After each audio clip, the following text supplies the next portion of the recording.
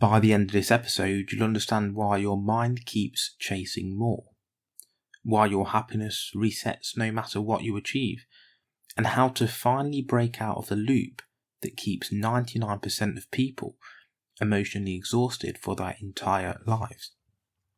Picture this. You've just bought your dream car. You remember seeing it on Instagram months ago. The shape, the shine, the status. You imagined yourself behind the wheel and thought, once I get that, life is sorted. And now you're here, engine humming, leather smelling fresh, people looking at you like you've made it. For a few days, maybe weeks, maybe even months, it feels like magic. But then, one morning you walk to your driveway, keys in hand, and the initial electricity has gone. It still looks good, it still drives well, but something inside you has changed. The excitement fades, the buzz dissolves, and it becomes normal. So you look for the next thing.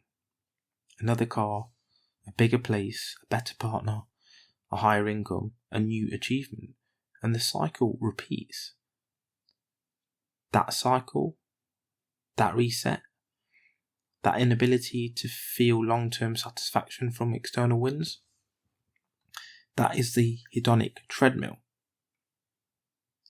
The hedonic treadmill, also known as the hedonic adaptation, is a psychological and neurological process where your brain resets your level of happiness back to a default baseline, no matter what happens to you. You get richer, you adapt. You fall in love, you adapt. You buy luxury items, you adapt. You lose something, you eventually adapt. It's the mechanism that kept our ancestors alive, and it keeps you restless. Because the treadmill never stops moving. No matter how fast you run, you stay in the same place.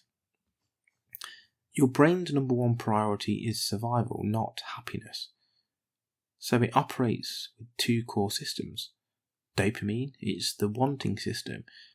This is the pursuit chemical. Dopamine spikes before you get the reward, not during, not after. Dopamine is the anticipation. And then serotonin, the mood and contentment system. This is your baseline, your sense of calm, fulfillment and well-being. The hedonic treadmill happens because your serotonin baseline resets to normal after every win, while dopamine keeps pushing you to want the next hit. It's like climbing a mountain, only to find the mountain is growing at the same rate you're climbing it. So let's shift to another version of you. You're wanting or waiting for that big promotion, the one you've mentally built your whole identity on. You think, once I get that title, I'll finally feel confident. Once I'm earning that money, everything will fall into place. Once I'm recognised, I'll feel valued. Then it happens. The email comes through. You step into your new role. For a week, you feel untouchable. But 3 weeks later, you're lying in bed staring at the ceiling thinking, this still doesn't feel like enough. So you set your next target. More status, more recognition, more money. You sprint, you grind, you sacrifice, and yet somehow, emotionally, you remain in the same place. Running, but never arriving. Because the world you live in amplifies the treadmill. Social media increases comparison. Consumerism fuels desire. Ads prime your brain to want more. Algorithms exploit your dopamine circuitry.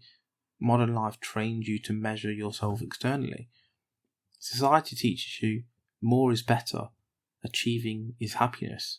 But the brain says, no matter what you get, I will level you out. That's why people who have everything sometimes feel empty, and why monks with nothing often feel peace. Because imagine I gave you two options for the next 12 months.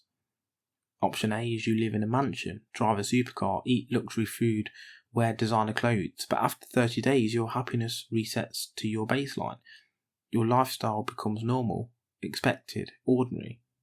Option B is you live in a small, modest home, drive a simple car, earn a normal income, but for the entire year you feel deeply content, grounded, present, fulfilled, for no reason other than your internal state. Which one feels more appealing? Most people say option A, but most people want option B.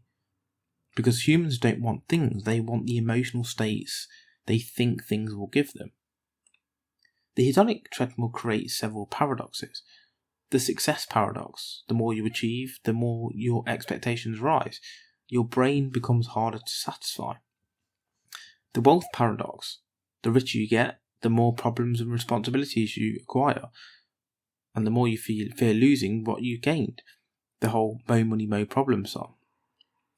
The relationship paradox: the honeymoon period fades as your brain normalizes your partner's qualities. The status paradox: the higher you climb, the more you compare yourself to people above you. The treadmill is not just personal, it's universal. So let's take you to a parallel universe. You get the chaser, the one who always chases the next thing. You move fast, you grind, you achieve, but you never arrive. You wake up tired, your mind races, you've built a life of achievements but not a life of peace. And then you get the alchemist. You understand your mind. You create internal stability. You find joy in micro moments. You appreciate things without clutching to them. You detach from the need for more.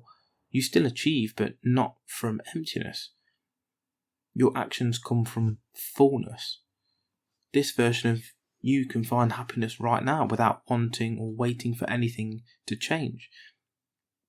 Your brain is not designed for lasting highs. It's designed for survival, so highs fade quickly. And external wins don't create lasting happiness, but internal states do. Desire is infinite. The moment you get what you want, your brain creates a new desire. This is not your fault, it's biology, it's circuitry, it's ancient programming, but you can break out of it. Your relationships, you get used to people, you begin to notice flaws. Love becomes ordinary unless you consciously cultivate it. Your career, promotions, raises, wins, they all fade. You adapt, then you want more. Your finances, lifestyle creep kicks in. Your expenses rise with your income. You feel no richer than before. Fitness, your PB gets hit, feel great. And then 2 weeks later you need to hit a new one. What about your mental health? If you don't understand the treadmill, you mistake adaptation for failure. You think, I'm still not happy. Something must be wrong with me. Nothing's wrong with you, you're human. So here's the truth. You can't stop the treadmill, but you can get off it. Here's how. You can shift from dopamine to serotonin living. Dopamine is wanting and serotonin is being. Dopamine says, once I get that, I'll be happy. Serotonin says, I'm already enough. Everything else is a bonus. You don't stop achieving, you stop needing achievement to feel whole. Practice adaptation awareness. When something new enters your life, a car, a partner, a home, remind yourself, this will soon feel normal. Let me savour it intentionally.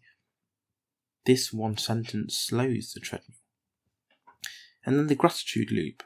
Not cheesy gratitude, not journaling forced positives. I mean neurochemical gratitude, the kind that boosts serotonin and oxytocin. Practice noticing warmth of sunlight, the taste of your food, the comfort of your bed, the stability of your breathing, the presence of someone you love. Small things restore your baseline. Big things break it. When you experience something pleasurable, slow down. Eat slower, walk slower, talk slower, rest slower, appreciate longer. Slowness stretches pleasure. Rushing destroys it. It's the two types of happiness we've talked about: the fast pleasure-based dopamine that's addictive and short-lived, the meaning-based, which is serotonin, deep, calm and stable. Because meaning comes from relationships, purpose, growth, contribution, spirituality and presence. This is where lasting happiness lives. Because imagine you're 90 years old, you're looking back at life, and you ask your older self, or your younger self, what did I chase that didn't matter? Where was I running instead of being? What did I already have that I failed to appreciate? What truly made my life worth living? The older you doesn't remember the dopamine hits, but they remember the meaning. The hedonic treadmill isn't a curse, it's an invitation to stop sprinting on the moving belt of modern life and to step into a deeper, richer, calmer experience of being human. You don't need to stop wanting things, you just need to stop tying your happiness to them. If you learn to enjoy life while you walk the path, you'll discover the path was the destination the entire time.